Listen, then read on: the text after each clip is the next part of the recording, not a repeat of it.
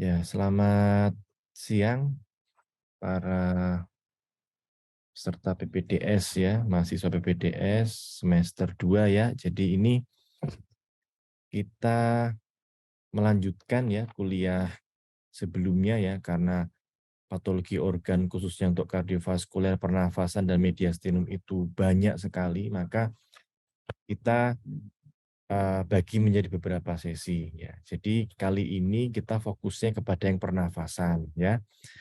Nah, saya minta izin ya karena ini diminta untuk penilaian sertifikasi dosen, jadi saya minta izin kepada dokter sekalian ya, para peserta PPDS untuk saya merekam ya Zoom ini supaya untuk bukti.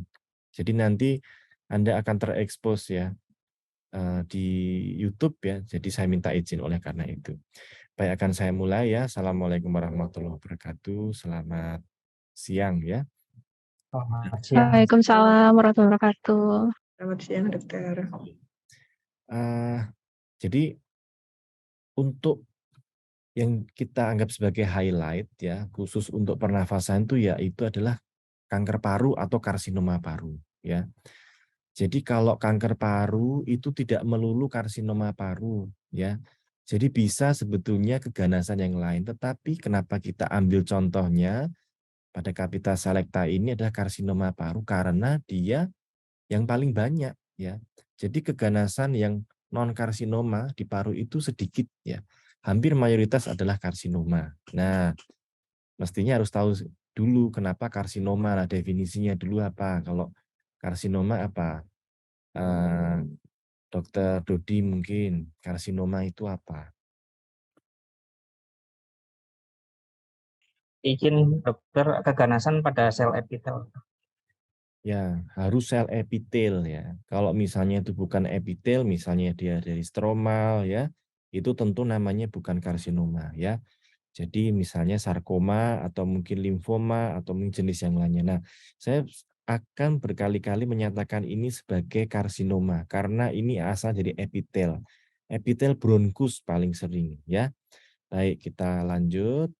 Ini hanya sekedar mengingat bahwa kita bagi karsinoma paru itu menjadi yang non small cell lung karsinoma dan small cell lung karsinoma.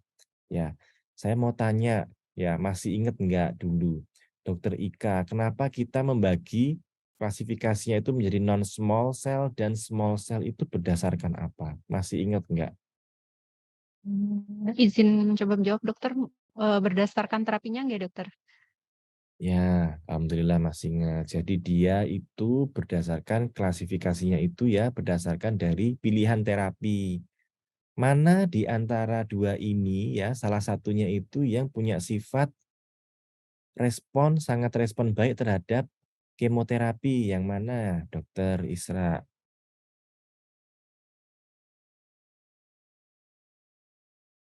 Ingat enggak?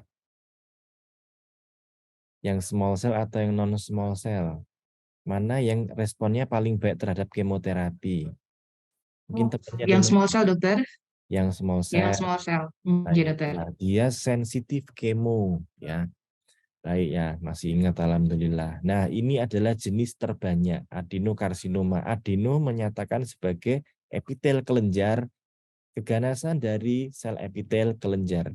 Ya, jadi lengkapnya itu adalah keganasan dari sel epitel kelenjar.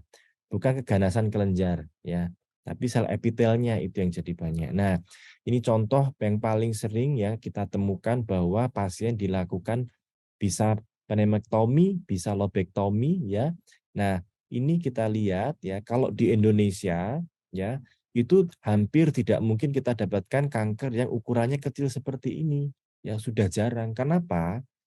Karena biasanya dia asimptomatik ya. Bedanya di situ dengan luar negeri itu datangnya dengan tumor yang ukurannya kecil-kecil. Kenapa? Ya mereka ada rutin screening seperti itu. Meskipun screening paru untuk kanker paru itu tidak lebih mudah ya.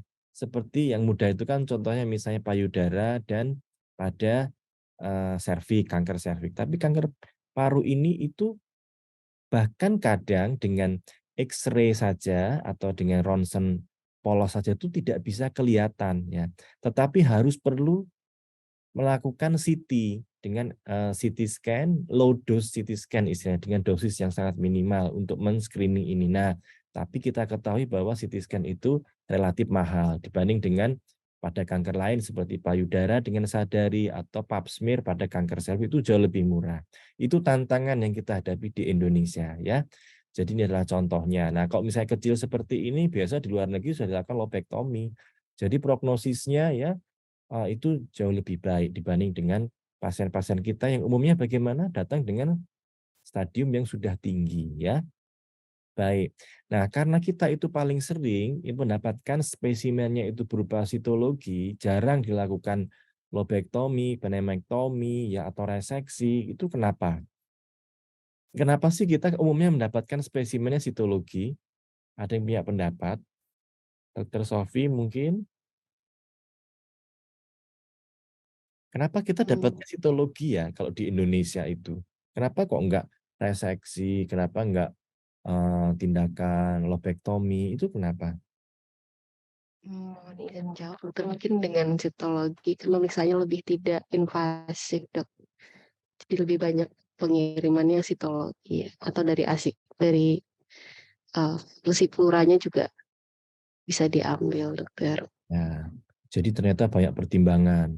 Sitologi minimal invasif, lebih murah, terus kemudian pasien datang sudah dalam keadaan late stage atau advanced stage. Jadi kalau mau dilakukan pengambilan spesimen yang besar dengan open thorax ya, dibuka dinding dadanya, open thoracotomy itu tidak punya manfaat yang baik ya. Jadi lebih baik dilakukan tindakan pengambilan spesimen untuk diagnostik dan kemudian diikuti oleh terapi ya. Jadi begitu ya. Ini kenapa kita sitologi itu jauh lebih banyak ya. Nah, saya teruskan. Ini contoh misalnya dari adenokarsinoma dengan sitologi. Ini kita bisa lihat karakteristik dari kelenjarnya nampak yaitu bubble ya. Ini ada gelembung-gelembung seperti ini. Mudah-mudahan kursor saya terlihat ya. Kemudian bisa memberikan nuansa seperti kelenjar yaitu asinar atau glandular ya. Itu yang paling penting. Nah, kadang-kadang kalau misalnya seperti contoh seorang ahli sitopatologi di luar negeri ya, kalau misalnya dokter-dokter sekalian familiar, ada namanya Profesor Fernandes ya.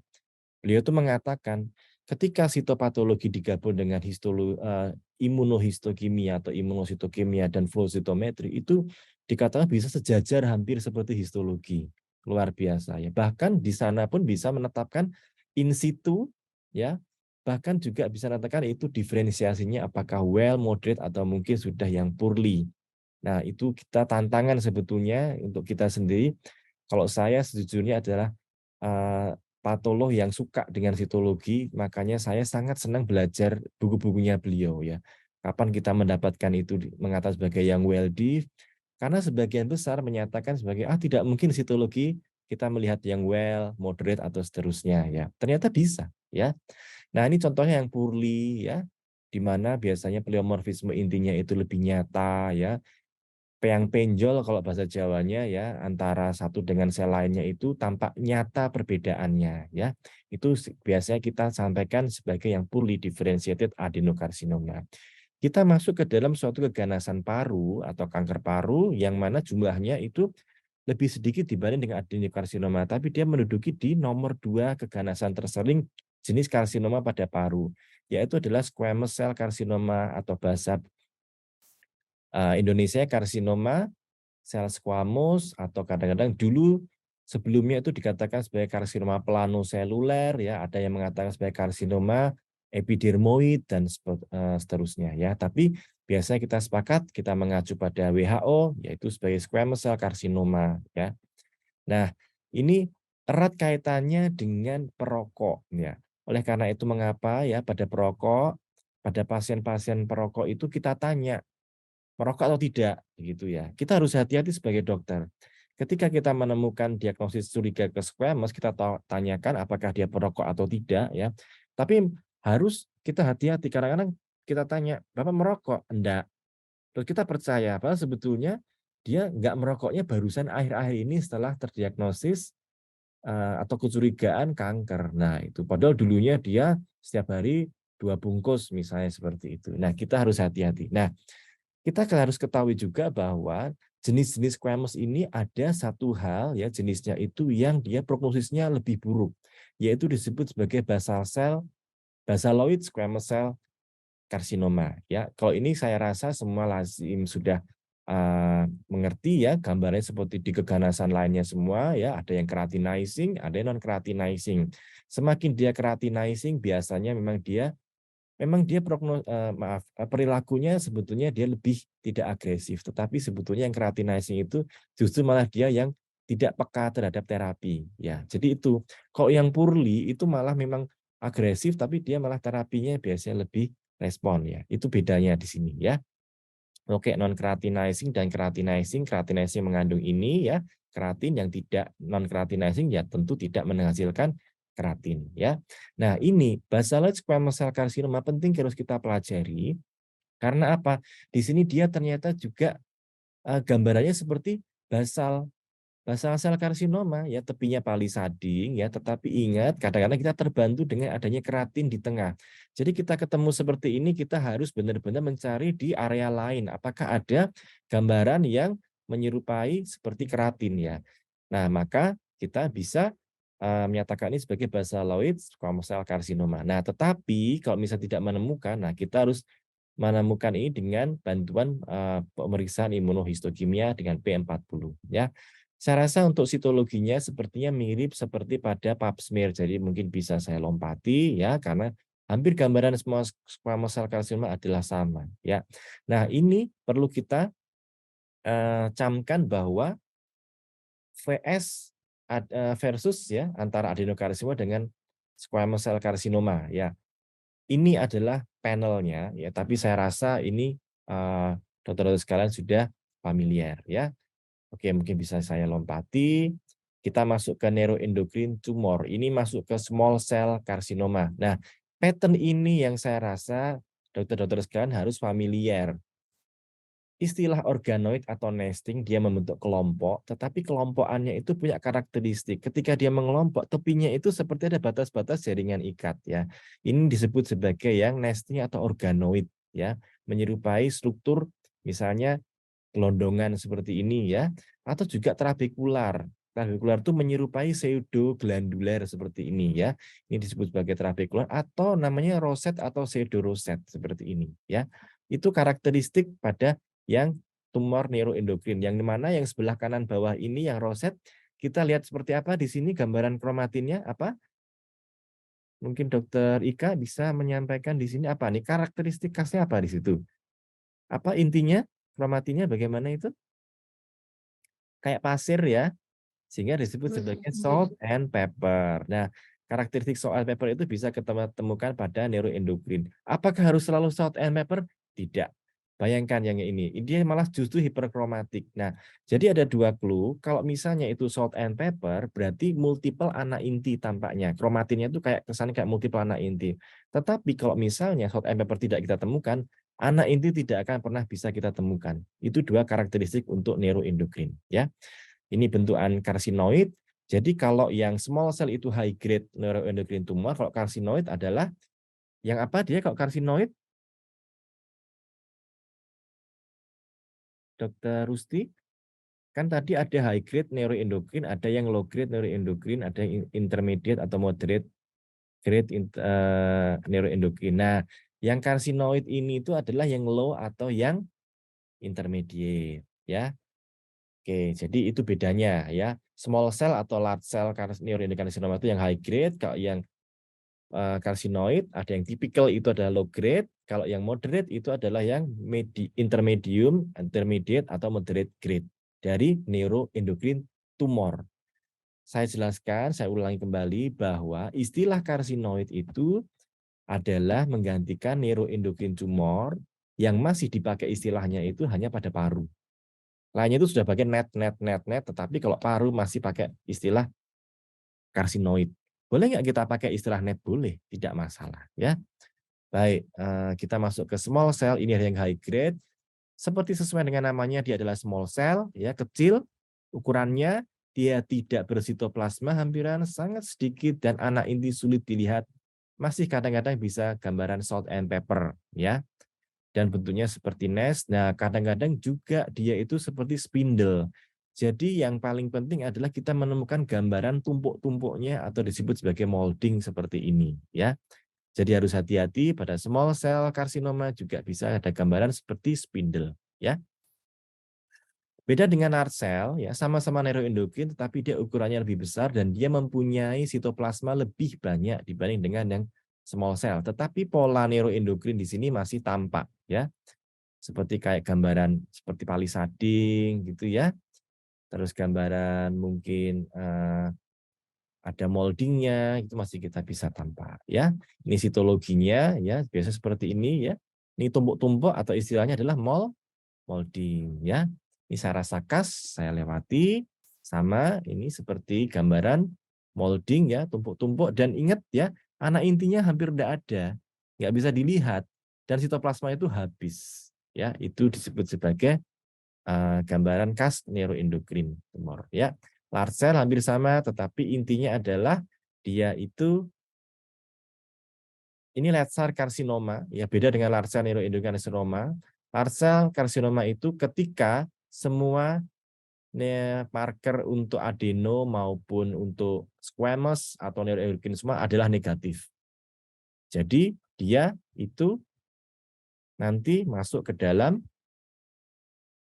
large cell karsinoma, ya itu clue-nya. Ya, saya rasa ini mungkin tadi rangkuman dari gambar-gambar sebelumnya, ya mungkin bisa kita lewati. Nah, sekarang saya masuk pada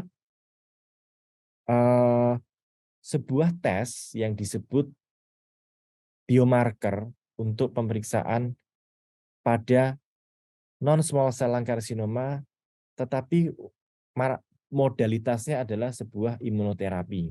Mau saya tanya ke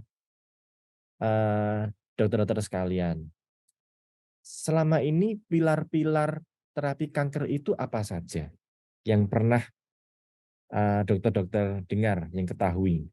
Pilar-pilar terapi kanker apa saja? Dokter Dodi mungkin sudah siap menjawab, sepertinya udah gemes banget nganunya, bibirnya untuk menjawab gitu ya. Gemes. Kemoterapi, dokter, radiasi, 2, terus imunoterapi, diurutkan coba dari perkembangan evolusinya. Pertama, biasanya adalah pembedahan, ya kan? oh ya benar, dokter, Pembedahan pembedahan, biasanya harus apa? kemoterapi, Betul. Berikutnya apa? radioterapi, Terus habis itu apa? yang target Target terapi. Berikutnya terapi, adalah ya imunoterapi itu posisinya paling akhir. Dia evolusi perubahan tambahannya itu paling terakhir itu adalah imunoterapi. Ya, Dokter Hafni, kalau misalnya maaf Dokter Rusti yang belum saya tanya, sebetulnya target terapi itu apa ya dokter? Apakah dia itu sama dengan kemoterapi dok? Bedanya apa ya dok ya? Pernah enggak membaca itu? Bedanya target terapi sama kemoterapi sama enggak ya? Atau beda? Atau sama aja? Mungkin punya pendapat Dokter Rusti? Iya, izin dokter, kalau target terapi itu mungkin beda dengan kemoterapi dok. Kalau kemo, kalau target itu lebih ke jenis morfologi tumornya secara spesifik ya dok ya. Kalau kemo dia lebih ke hampir keseluruhan jenis tumor. Jadi kalau yang target itu sesuai dengan karakteristik tumornya sendiri yang ingin diterapi seperti itu. Ya, sebetulnya pemikirannya udah benar ya. Target itu berarti menarget ada sesuatu yang dispesifikkan gitu kan ya dokter ya. Nah, tetapi di sini yang dispesifikkan itu adalah bukan sel tumornya, tetapi gennya. Jadi biar target terapi itu biasanya sudah dimulai penemuannya itu ya dimulai dengan mencari kausa kanker itu. Kanker itu misalnya sebabnya apa? Oh, gen X misalnya. Berarti gen X ini harus yang dimodifikasi, entah itu dihambat ya atau bagaimana diserang ya, dihancurkan perannya gitu ya. Nah, itu baru target terapi. Sehingga dampaknya adalah maka dia selektif. Maka dia menarget gennya itu sehingga biasanya dampak dari selnya itu yang mati adalah sel yang memang sel kanker. Berbeda dengan kemoterapi. Kemoterapi itu menarget seluruh sel, baik dia sehat maupun sel yang tidak normal atau sel kanker. Sel kankernya kena, sel sehatnya kena. Begitu ya. Itu harus tahu sebagai ahli patologi, harus bisa membedakan target terapi dan kemoterapi. Kemoterapi itu dia kayak dikatakan sebagai yang gebiah uyah ya kalau nganu bahasa Jawanya. Tapi kok targetnya terapi, gen apa yang ditarget seperti itu ya. Nah, itu bedanya. Nah, sekarang ini tentang PD-L1. Singkatan apa? Ada yang tahu? Dokter Isra mungkin udah gatel banget kayaknya nih. From the Ligen One, dokter. Apa? Program Death Ligand One. Nah, oke, kita lanjut. Ini saya rasa merupakan rangkuman yang tadi ya. Saya cuma membundir-bundiri ini untuk mengingat kembali bahwa paling banyak itu adenokarsinoma. Jadi yang ini akan kita biasanya yang dikirim itu adenokarsinoma. Ya, ini sesuai yang tadi dokter-dokter sampaikan. Ini target terapi semua. Ini adalah marker-marker target terapi, dokter. KRAS, METRET, NTRK, GFRA, CROSS1, BRAF itu target terapi. Nah, yang saya perbesar ini itu adalah imunoterapi yang tadi dokter Isra mengatakan program Death Ligand One itu, ya. Beda, dia kelasnya beda. Kelas imunoterapi sama kelas target terapi itu beda, ya. Oke, sekarang kita masuk ke imunoterapi. Jadi sebenarnya definisi imunoterapi itu apa? Dokter Ika mungkin definisinya apa? Mungkin pernah Terapi mendengar? yang enggak, dokter. Mungkin terapi yang menargetkan pada sistem imun gitu, dokter. Ya, sebetulnya dari asal namanya saja pasti melibatkan sistem imun, betul. Nah, sistem imunnya itu bagaimana? Ini kita ada ceritanya begini. Ini misal sel tumor, ya. Sel tumor itu punya antigen ya. Tangan-tangannya itu punya antigen. Dia dilepaskan. Nah, ditangkap HAP oleh namanya antigen presenting cell, antigen presenting cell. Dikenali dulu dia, ini nih nggak beres nih. Maka dia kan punya tangan ya di MHC itu ya. Maka dia akan mengenalkan dulu ke siapa. Nah, ini antigen ini kan dikenalkan ke T-sel reseptor yang miliknya si limfonodi ya. Nah, di sini mulai tahu nih limfonodinya ya. Hei, kamu ternyata orang asing, maka saya akan mengeradikasi kamu, saya akan menyerang kamu, begitu kan ya. Maka dibuatlah si sel T itu banyak. Nah, ini sistem imun di sini mulai berperan di sini ya. Nah, makanya disebut sebagai imunoterapi salah satunya ya, karena kita cerita bahwa di sini akan menggiatkan sel imun. Terus harusnya normalnya gimana? Ketika misalnya dia sel imunnya muncul banyak, maka si sel T ini akan kemana? Tentu dia akan mengganyang si sel kankernya itu. Itu normalnya begitu kan ya dokter ya? Nah, tetapi sayangnya ya ini ada cerita sebelumnya dulu. Tadi saya bilang ada PD-L1 dan ada PD-1 ya. Ternyata si T-sel itu mengekspresikan PD-1 dan ada yang mengekspresikan PD-L1. Ini adalah fenomena normalnya dulu. Kalau sel normal itu sampai tidak diserang oleh sel imun kita oleh karena dia punya namanya PD-L1. Ya.